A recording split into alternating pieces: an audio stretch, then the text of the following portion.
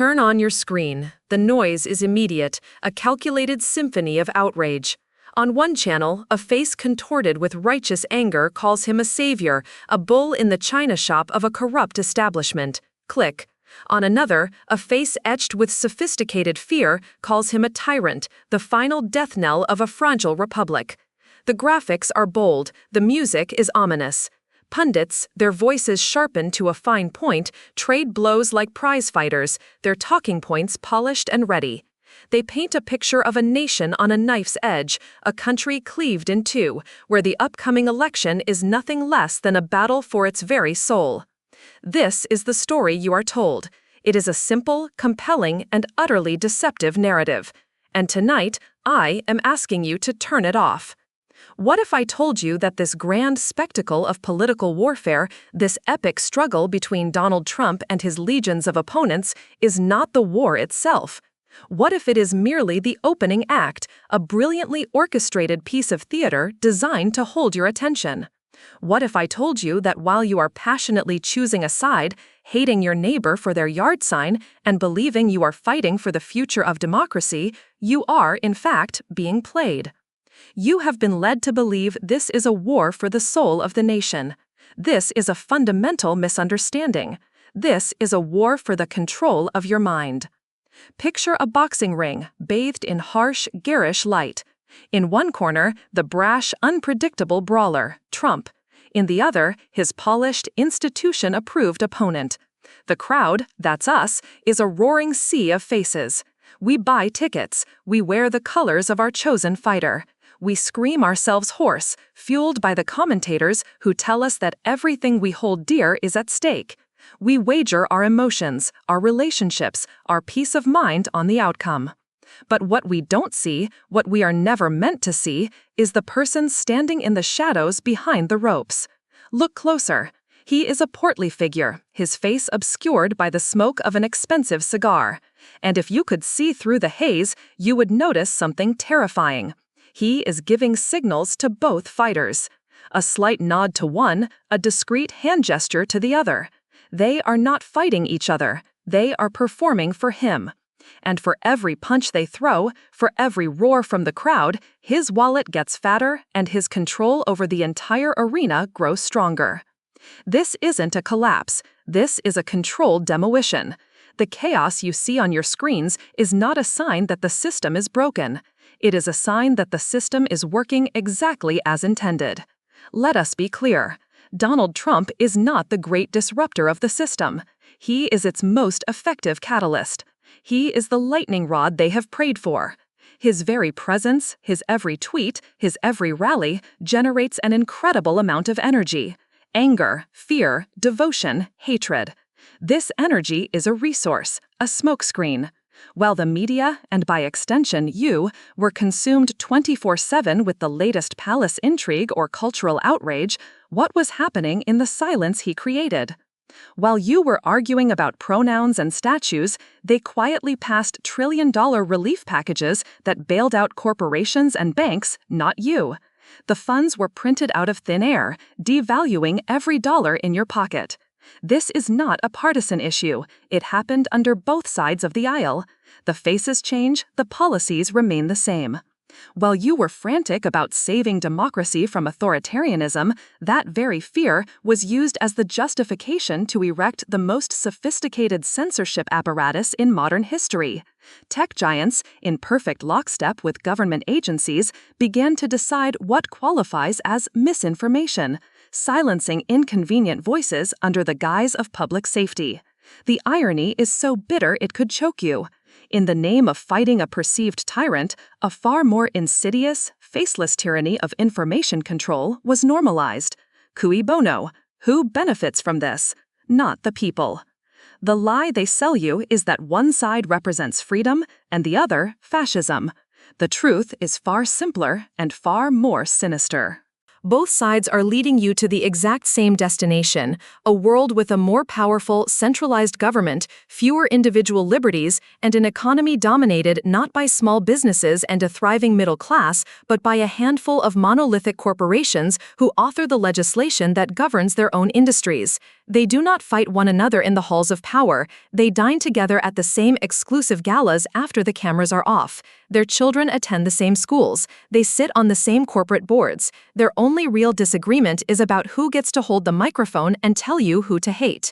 You are being conditioned to believe that your political opponent is your enemy. They are not. They are a hostage in the same arena, just wearing different colors. The true architects of this drama are not on your ballot. They do not have a party affiliation.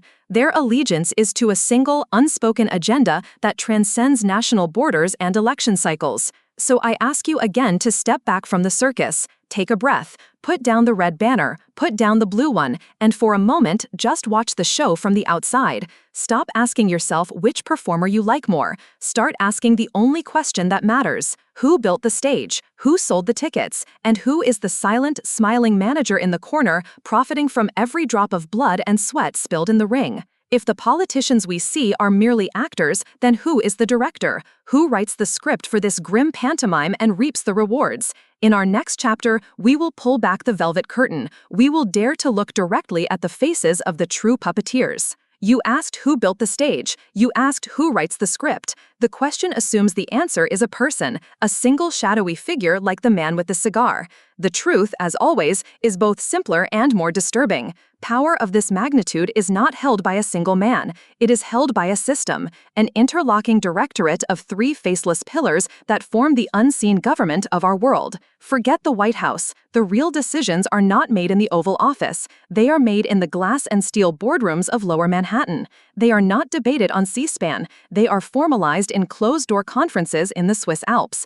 And they are not funded by taxpayers in the traditional sense. They are underwritten by an entity that can conjure money from nothing. Let us name the first pillar, the monolithic asset managers. You may have heard their names, usually in the dry, uninteresting business section: BlackRock, Vanguard, State Street. These are not simply investment firms. They are the largest financial powers the world has ever known. Combined, BlackRock and Vanguard alone manage over $17 trillion in assets. Let that number sink in.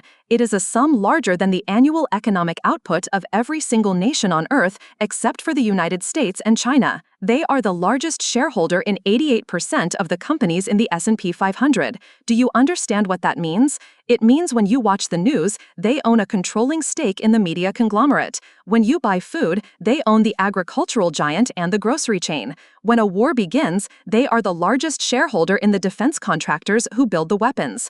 They even own a dominant stake in their so-called competitors. They are a top owner of Coca-Cola and PepsiCo. They are a top owner of both Pfizer and Johnson & Johnson.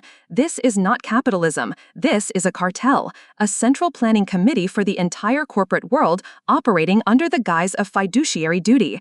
They do not need to conspire in secret. Their plan is laid bare in their public investment strategies, chief among them the religion of ESG, environmental, social, and governance, a scoring system they use to reward compliant companies and punish dissenters, effectively rewriting corporate policy across the globe without a single vote being cast. The second pillar provides the ideology, the grand narrative for this new world order, the supranational organizations. This is the realm of the World Economic Forum and the Bilderberg Group. The story you are told is that these are merely forums, places for influential people to exchange ideas. This is a deliberate mischaracterization. These are not think tanks, they are planning committees.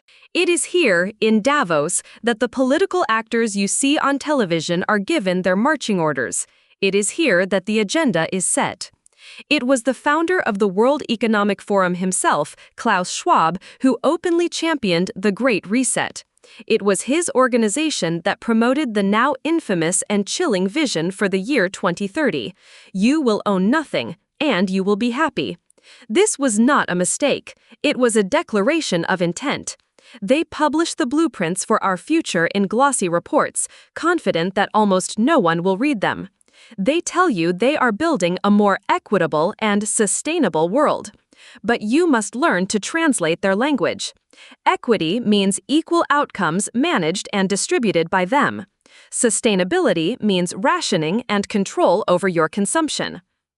And finally, the third pillar, the engine that powers the entire machine, the central banking system, led by the Kuk Zu Trud Lianbang, the Fed.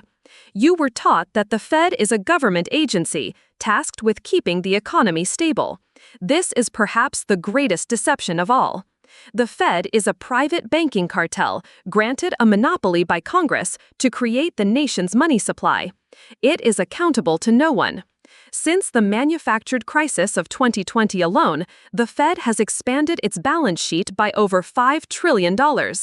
They did not discover this money. They did not earn it. They created it, electronically with a keystroke. Every time they do this, the value of every dollar in your savings account, every dollar in your wallet, is diluted. This is not an economic phenomenon. It is a tool. Inflation is a hidden tax that bleeds the middle class and the poor dry, while the asset-owning class, the very corporations and billionaires whose stock portfolios the Fed is bailing out, sees their net worth explode. It is the largest, most insidious transfer of wealth in human history, happening in plain sight. They create the boom through low interest rates and easy money, then they engineer the bust, and in the ensuing panic, their chosen institutions buy up real assets, homes, businesses, land, for pennies on the dollar from a desperate populace. Now, picture the chessboard. The political figures, Trump and his rivals, are merely pawns on the front line.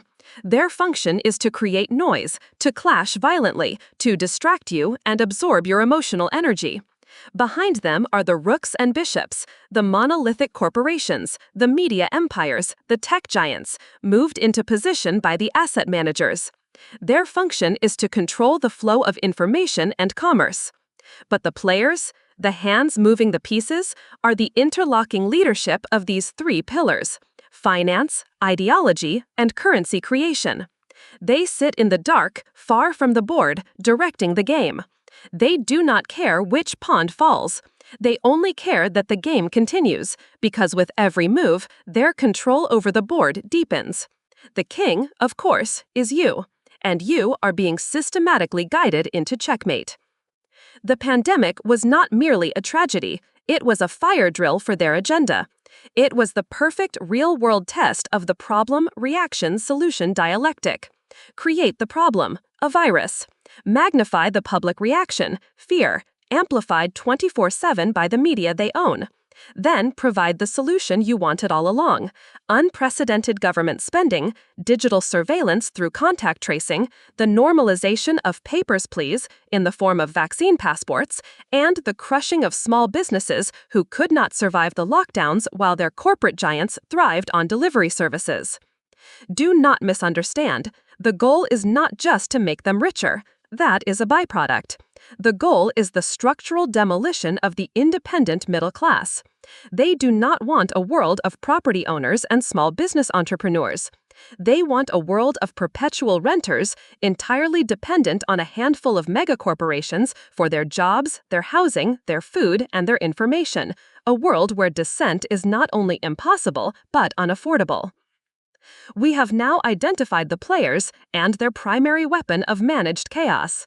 But this is all a prelude to their final move. The chaos, the inflation, the political division, it is all designed to make you desperate for a solution, any solution, and they have one waiting. A tool so powerful it would make the surveillance of the past look like child's play.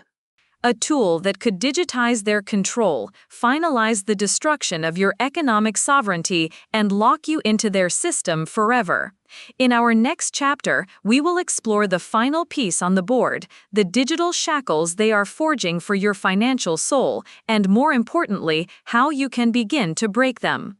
We have walked the dark corridors of power. We have named the faceless pillars that hold up the stage, the financial cartel that owns the corporate world, the ideological planners that write the script in the Swiss Alps, and the central banking system that fuels the entire machine with money created from thin air. We have seen how the chaos of our times, the endless culture wars, the political circus, it is all a grand diversion, a violent, noisy, emotionally draining spectacle designed to keep your eyes fixed on the puppets while the real masters rearrange the world behind the curtain. I left you with a warning that all of this, the inflation that bleeds you dry, the division that turns neighbor against neighbor, was a prelude. It was designed to make you desperate, to make you cry out for a solution, and they have one waiting. A final piece on the chessboard, a tool so elegant in its tyranny, it promises to solve the very problems it was created to exploit. They call it Central Bank Digital Currency, a CBDC. The story they will sell you is one of convenience. They will tell you it's the next logical step, a digital dollar for a digital age. Faster, safer, more efficient. They will talk about stamping out illicit finance and making the financial system more inclusive for the unbanked. They will wrap it in the language of progress and security. This is the lie. You must learn to see through it. Let me be clear. A central bank digital currency is not like Venmo, PayPal, or Bitcoin. Those are applications or assets that run on top of the existing financial system. A CBDC is the system. It is direct liability of the central bank. It is money that is not just digital, but programmable. Do you understand the implications of that word, programmable? For the first time in human history, the issuer of the money, the state, in partnership with the central bank, would have direct, granular control over how, when, and if you are allowed to spend your own money.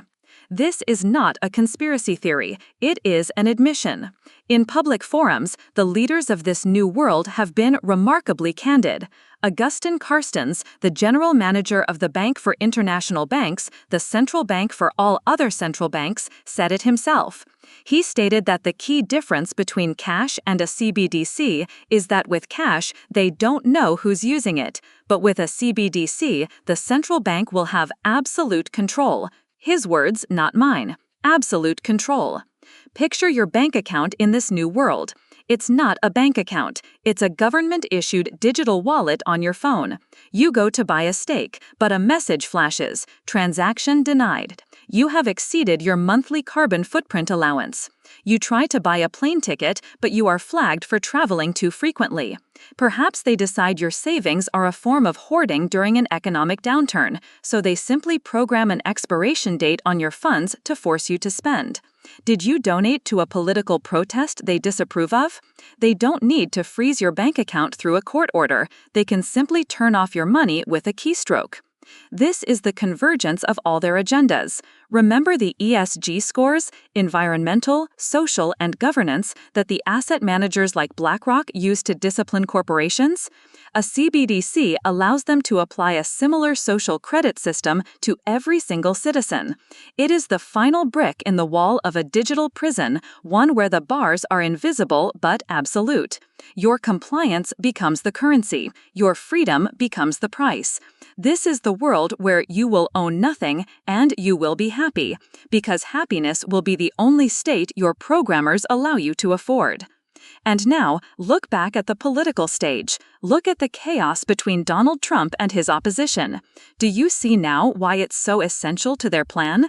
They need you distracted. They need you angry. They need you to pour all of your energy into hating the other half of the country.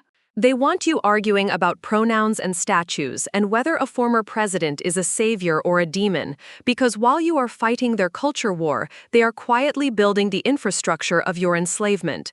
The noise is the anesthetic applied before the surgery. They have engineered the perfect dialectic. The perceived threat of Trump allows the system to justify unprecedented levels of censorship and the politicization of justice, all in the name of saving democracy.